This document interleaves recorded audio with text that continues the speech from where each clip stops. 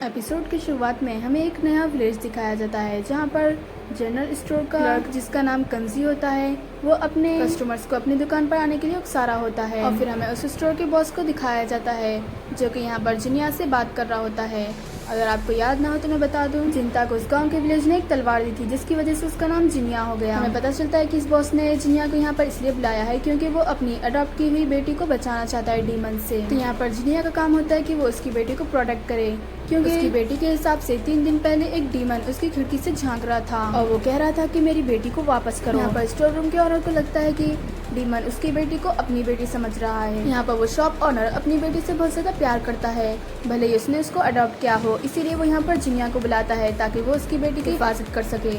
फिर हम यहाँ पर देखते हैं कि ये लोग ऐसी ही बातें कर रहे थे कि उसकी बेटी आ जाती है और यहाँ पर वो गुस्सा करने लगती है कि आखिर जिनिया को यहाँ पर क्यों बुलाया है। यहाँ पर उसको लगता है कि जिनिया अच्छी तरीके से फाइट नहीं कर सकता, मतलब कि ये फ्रॉड है। यहाँ पर जेंजी से समझाने लगता है कि तुम्हारे फादर ने ही इसे चुना है, लेकिन वो कुछ भी नहीं सुनती और वहाँ से जिनिया को भगा देती है। और फिर हमें रात का सीन दिखाया जाता है जहाँ पर वो शॉप ऑनर की बेटी जिसका नाम नात्सु है वो उस डीमन की वजह से बहुत ज्यादा डरी हुई थी, जिसकी वजह से वहाँ पर जेंजी उसका बॉडीगार्ड बनता है क्योंकि उसने तो जिनिया को भगा दिया था। यहाँ पर नात्सु को लगता है कि उसके फादर उसकी बातों को मजाक में ले रहे हैं क्योंकि अगर उन्होंने सीरियस लिया होता तो वो एक अच्छे हंटर को हायर करते। यहाँ पर जेंजी उसे समझाने लगता है कि तुम्हारे फादर तुमसे बहुत ज्यादा प्यार करते हैं, तुम्हें ज्यादा टेंशन लेने की जरूरत नहीं है, सब कुछ ठीक हो जाएगा।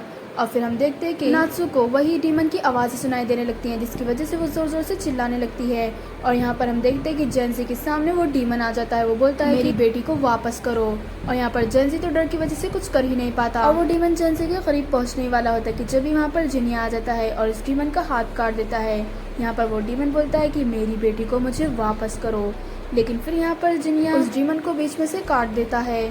और फिर यहाँ पर वो नात्सु अगर पूछती है कि क्या ये डीमन मारा जा चुका है, लेकिन यहाँ पर जिनिया बताता है कि आमतौर पर जब डीमंस मरते हैं तो वाइट कलर की धुंध निकलती है, लेकिन ऐसा इस वक्त कुछ भी नहीं हुआ, तो इसका मतलब ये दोबारा जरूर आएगा। और फिर हमें अगले दिन का सीन दिखाया जाता है जहाँ पर जेंजी जिनिया को पूछता है कि क्या तुम नात्सु को प्रोटेक्ट करोगे इस डीमन से, तो यहाँ पर जिनिया मान जाता है। और फिर वो नात्सु के बारे में पूछता है तो यहाँ पर जेंजी बताता है कि नात्सु असल में मेरे बॉस के रिश्तेदार की बेटी है, उन लोगों के मरने के बाद मेरे बॉस ने उसे अडॉप्ट कर लिया। लेकिन अगर तुम ये सोच रहे हो कि ये डीमन है तो तुम्हें फिक्र करने की जरूरत नहीं है, क्योंकि अगर ऐसा कुछ भी होता तो मेरे बॉस उसे अडॉप्ट ही नहीं करते।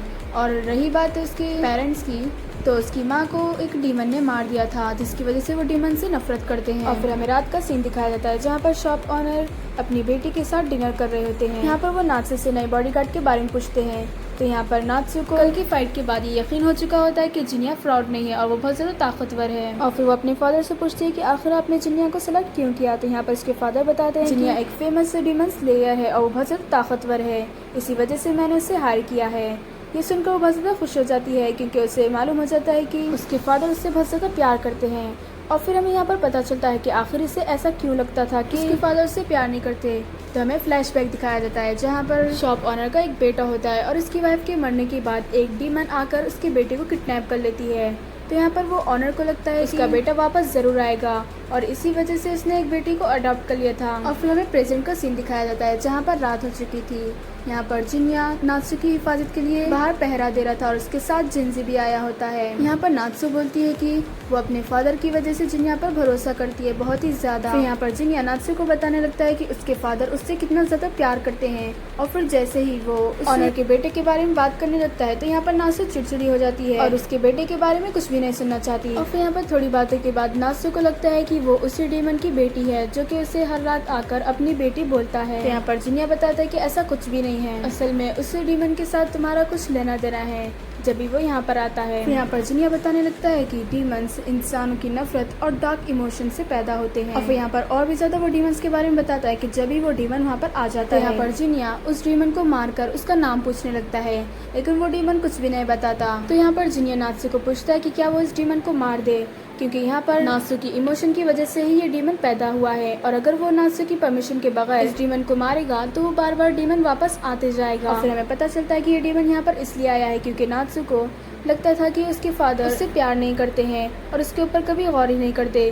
तो उसने सोचा था कि अगर उसके ऊपर एक डीमन अटैक कर दे तो शायद कि उसके फादर उसकी फिक्र करने लगेंगे और उसकी केयर करेंगे। फिर यहाँ पर नात्सु को समझ में आ जाता है कि ये सब उसकी वजह से हुआ है, यहाँ पर असली डीमन तो वही है, इसीलिए उसे मर जाना चाहिए।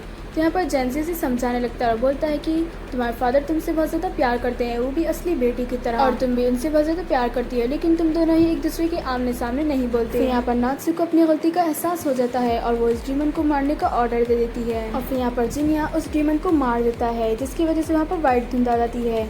तो यहाँ पर नात्सु को बहुत ज़्यादा अच्छा फील हो रहा है कि आखिरकार वो डीमन मर गया। लेकिन फिर वो डीमन थोड़ी देर के बाद फिर से उठ जाता है। ये बात जिनिया को पता थी, क्योंकि अगर वो डीमन सिर्फ नात्सु की फीलिंग से बना हुआ हो तो वो जब ही मर जाता जब नात्सु ने अपने दिल को चेंज कर लिया था। और यहाँ पर अगर कोई और है जो कि डीमन बन सकता है नात्सु के अलावा, तो वो स्टोर ओनर की पुरानी वाइफ है। और फिर हमें पता चलता है कि ये जो डीमन है वो जिस बेटी की बात कर रही है वो असल में सुजुने की बात कर रही थी, और वो यहाँ पर सुजुने को लेने के लिए आई थी। यहाँ पर हमें पता चलता है कि ये जिनिया की माँ है।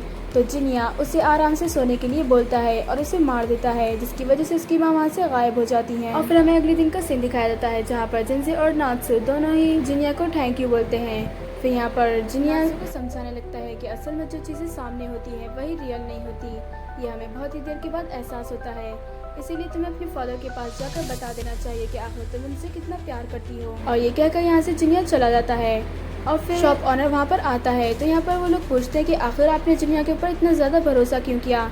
तो वो बताता है कि पेरेंट्स को अपने बच्चों के ऊपर हमेशा भरोसा ही होता है। यहाँ पर लोगों को कुछ भी समझ में नहीं आता, लेकिन फिर हमें पता चलता है कि ये जिनिया इस ऑनर का बेटा होता है। और फिर ये लोग थोड़ी बातें करते हैं और फिर जब ये एपिसोड खत्म हो जाता है। अगर आपको एपिसोड पसंद आया तो लाइक कीजिए और सब्सक्राइब करना मत भूलिए। तो मिलते हैं अगली वीडियो में, जब तक के लिए बाय बाय।